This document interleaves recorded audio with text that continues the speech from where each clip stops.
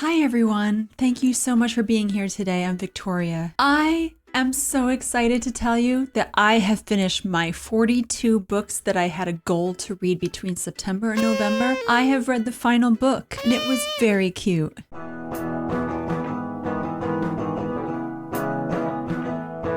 The Amber Glow Candy Store. This I had on pre-order. I had thought it had already been out, and then I realized after I made my goal, it wasn't coming out until November 11th. So when it came out, I read it within a day or two. This is really sweet. This is one of those wholesome stories that you could very much get into and enjoy. It's got a little bit of a before the coffee gets cold take on it. There were people, they find this road that they're like, oh, I've never seen this before. And then they see this candy store and they're like, oh, that looks really pretty. And they go inside and they end up seeing this handsome man and they ask some questions and they find some candy that they really want. Some of these candies come with instructions. They go home and they're each dealing with some sort of particular situation. And while they're going through their days, they have these candies and they realize that their life seems to be changing in certain ways. So some of their problems that they're having get solved. Is it because of the candy or maybe something else? The guy that owns this candy store, his name is Kogetsu. He's what you would call a half fox. So he's like in between the spirit world and the human world, kind of in between that. There's a lot of stuff in Japanese culture where they see things as like very spiritual and there are deities and all these sort of things. So this guy, he has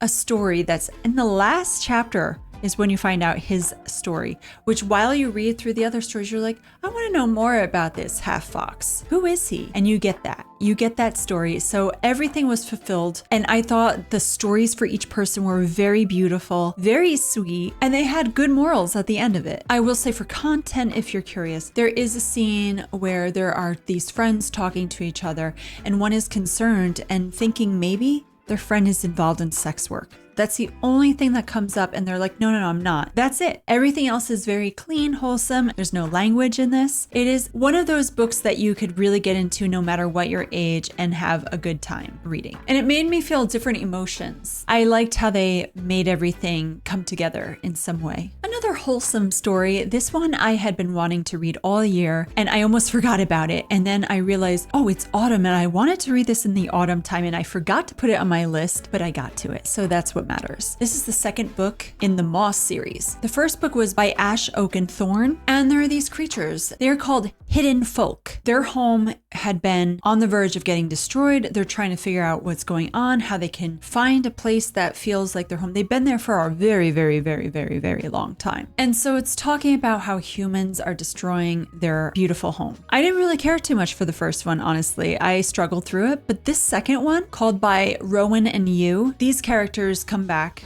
There are some new characters as well. They had been going away trying to find a new home, but then they realize they miss where their home is. They try to backtrack and try to see if they can make some sort of new home near where they had been living. The hidden folk, they meet different creatures, and these guys are pretty tiny. They're like little gnomes. Like, it reminds me of David the Gnome, if you guys know what that is. But I guess these guys are a little bit smaller. I don't know. They're about the same to me. Kind of like if you've read The Borrowers or if you've seen Arrietty or The Littles, that kind of thing. That's what these guys are like. So they love their environment. They love gardening. They enjoy the nature around them. So this is about the relationship they have with each other and with the community, with the creatures around them, including maybe interacting with a child and trying to make a bond there. It was very adorable. And it's pretty much one of those cottagecore books. So if you're into that, which I am, it gives you that lovely autumn feel. I had known that Marie Kondo was coming out with a new book, and I've read all but her business book.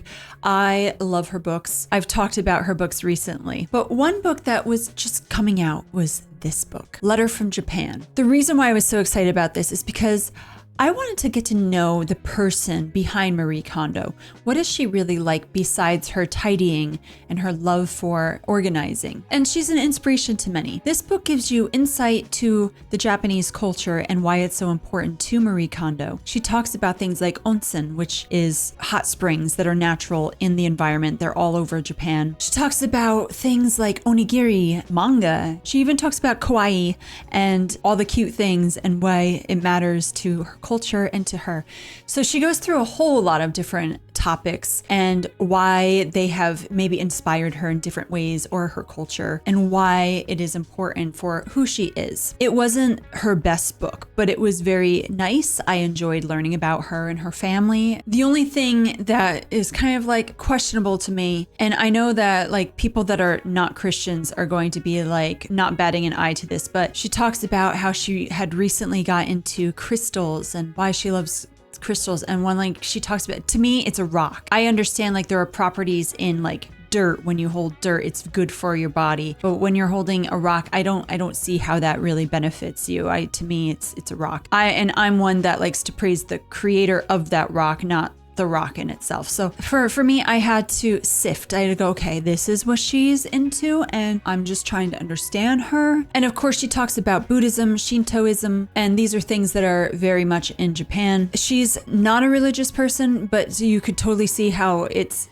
impacted her, the religions in her country. But she does talk about her experiences in the US and the different things of how her culture interacts with that, and how she had to learn how some things in her culture don't transfer over to our culture, and even how some of the things in our culture she's been able to learn from it to implement into her culture. So it's just like one of those, hey, I learned this and we can learn from one another, and I think that's important. And of course, she does talk about tidying up here and there because it's a huge part of who she is. I liked even learning that her husband is pretty much a minimalist. Like, she doesn't proclaim it, but her husband seems to be one from her descriptions. So that was pretty cool to me. Good job, Takumi. Another thing for content is when she talks about onsen, it is very known that in Japan, they have community baths. So just keep in mind, she talks about what that entails. And there's nothing graphic or anything, but she does talk about how the nakedness is going to be there, but they separate it male and female into their own things. So just letting you know that. A Quilter's Holiday, this is a book club pick. I was like, okay, I love quilting.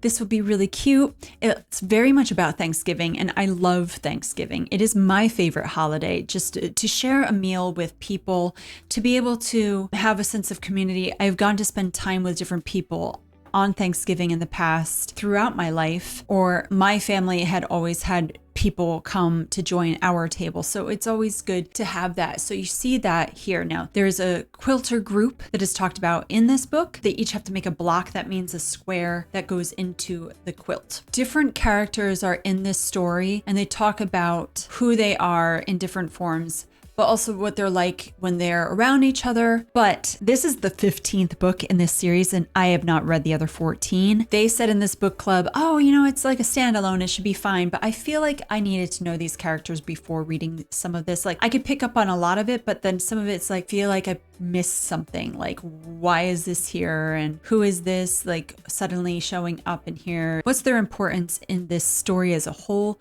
I don't know if these characters have always been in this book series or if they're new to it. I'm not sure. But I did love the character Sylvia. She was trying to find family members because specifically there is an heirloom quilt that she had in her family. She wants to know what happened to it. I can't remember there being anything wrong with content in this book at all. Everything was very clean. I don't remember there being any language. I did like learning about different cultures and how they might celebrate different things for the holidays. And they bring up how Christmas was celebrated in Italy, like things like that. Different countries are mentioned. And I thought that was pretty cool because I learned a few things that I didn't know of. This does focus a lot on Thanksgiving, but yes, towards the end of the book, it goes into Christmas time. And Nobody's Girl. This is a brand new book. This came out late October. I have been wanting to read it. I was hoping I would win it in a giveaway. I did not. I really wanted to win this one. This is a survivor of the Jeffrey Epstein sex ring. So be aware when you read this, the entire book is filled with content. She talks graphically about how she was abused, and she was abused as a child by her own father and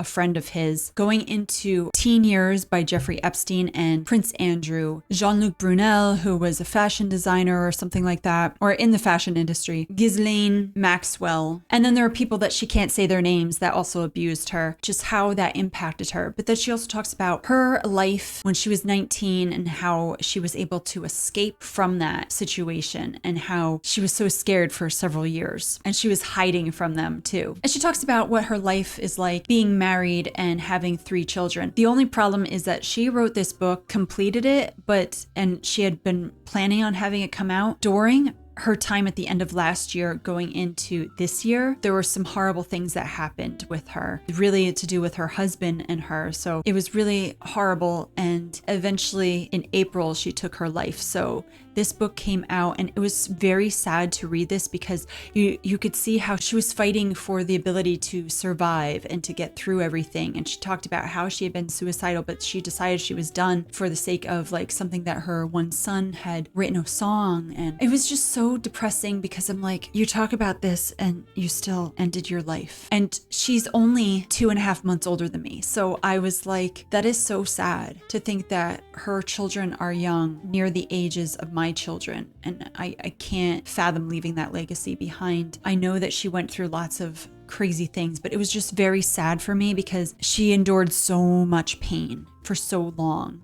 And she was fighting for so long. And I wish she had kept fighting. So this is a very depressing book. There's not a lot of joy in it. It's very, very heavy. If you're not used to reading or learning or talking with people who have survived from great abuse, you're going to really struggle with this book. You're probably going to cry a lot. Sadly, I have read over 100 books on this topic, and I have interacted with survivors. I have endured listening and hearing so many stories that it's not like it doesn't bother me anymore. It always bothers me every time I hear a new story, and I cry when I hear these stories. It's why it's my passion to try to bring an end to these things, and to think that these survivors don't still have their full justice and that we still don't know the full scope of everything. I really admire that she was able to tell her story. It was a great book. It really was. Baker Academic and Brazos Press sent me a theological book. There is probably a certain thing that I'm looking for when I read these books, and I get them from some of them, and maybe I don't get them from others, but the way things are written are very important to me. I want to feel a little bit of the author. This author, I know nothing about the author from reading this. This is all very much filled with information. God Draws Near. I loved this cover first off. This is a beautiful cover. And especially because, I have these like Japanese books that I read. This is very much like Japanese art to me. So I was like, oh, this is beautiful. Rethinking the Biblical Theology of Mission. That is like the other half of this title. Mission work. I've told you in the past how I had been wanting to be a missionary for several years. And it's a big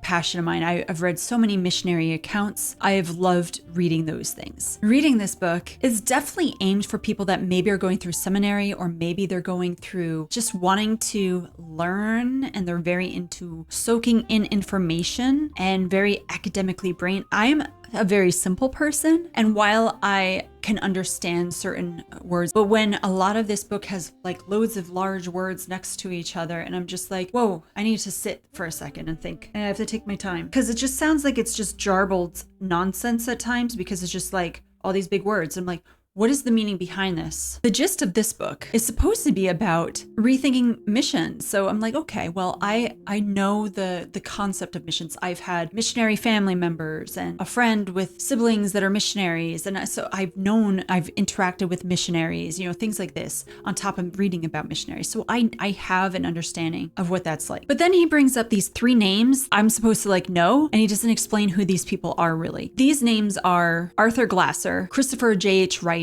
and Michael Goheen. And I was like, who are these people that he keeps talking about them? And he's comparing, like, this person said it like this person said it like that. Can you explain your ideas about what the biblical principles of this subject is? Can you tell me what you have learned in your research? And maybe if you want to quote once in a while one of these guys, cool. But when it's like all over the place, and I wasn't understanding the idea of mission work in this because it focused so much on Exodus and then Song of Solomon. I'm like, Song of Solomon, I don't see mission stuff in that so much. There's a lot of romance. So there's lots of talk about the children of Abraham. I feel like there are a lot of words that were Hebrew throughout this. It was a very messianic take, and I don't know if that's what this author is like more focused in. But to me, the mission, he was saying God trying to make a relationship with his people, but he just went on and on and on about it, and then talking about these 3 other guys and their thoughts on it for like chapters. And then once in a while we get like a psalm here and there, and Then finally we get into a little bit of the New Testament put into this, and then we get some hymns put in, and it's just, I feel like we didn't get any stuff about mission work until the conclusion of this book. So I feel like I had to read all this stuff, and finally we're getting some. It was a very boring book. I'm just putting out there, I tried so hard. I had to stop. I had to be like, let me look some things up. And sometimes I got really sleepy and fell asleep, would wake up 5 minutes later and go, oh, where was I? I'm so sorry. I would have given this up if it weren't for the fact that I had to review this. There was a quote that I really did like in this. Again, some big words in here, and I do understand what they mean, but it was just like, okay, this is very lovely. Christ comes for us. The Son of God draws near to us for love's sake. And the end of the creed, I think he's talking about the Apostles' Creed. I would have to go back to my notes on that, but I think it was which I had to memorize the Apostles' Creed when I went to a Christian Reform school growing up. Christ draws near to us for salvation to rescue us from dire effects of sin and evil. These events coincide, but they are distinguishable and must be distinguished to counteract obsolescence. The dramatic paradigm accommodates only one economy, the reparative, but a vision of mission that refuses obsolescence must take the first economy of communion as its point of departure. This gives you a picture of like what you're going to read in this book, by the way. Lots of the paradigm word used throughout. Almost every chapter does have paradigm written in it, but it's like every other paragraph. Colin Cornell, thank you for your research, because it was a huge amount of notes at the end of this book. So many. You did a great job researching. But when you want to bring this to teaching people, you need to simplify it a little more and maybe make your information more fluid and more interesting. It didn't capture me. These are the main points I got from this book. God's mission works through communion. Much of this book focuses on the people of Abraham and the mission God had for his people. And there's restoration in God's creation through Christ's blood and body. So that again is through communion. For me as a Christian, as a Mennonite Christian, in Matthew 25, near the end of the passages of that chapter, it talks about how God is going to judge every nation equally. So to me, even though God's people were like a big focus that we have through the history of the Bible, Christ came, we're supposed to give the Great Commission, which is to spread the gospel to all nations and all peoples, all types of groups. So that way they have the chance of finding salvation. And so when I read just simply something like that, explain the scriptures to me a little bit more. If you're going to mention these big phrases, break it down for people so it's easier for them. That's just what I need to say. It's a long review, I know, but that's because you're supposed to get a bigger review from me because I was sent this for free. It was an EPUB. I read it. Enough of that now. Okay. Well, thank you so much for spending time with me and for listening to all this. I hope that you have a wonderful day. Keep reading. Enjoy your books. And if you don't enjoy your books, give them up unless you're reviewing them. Or you can give it up and just say, I'm sorry. I tried. It is up to you what you want to do, but I just hope that you love reading as much as I do, if not more. Please just love it. It is so fun to learn and to read stories. All right, guys. Well, thank you so much and have a great day. Bye.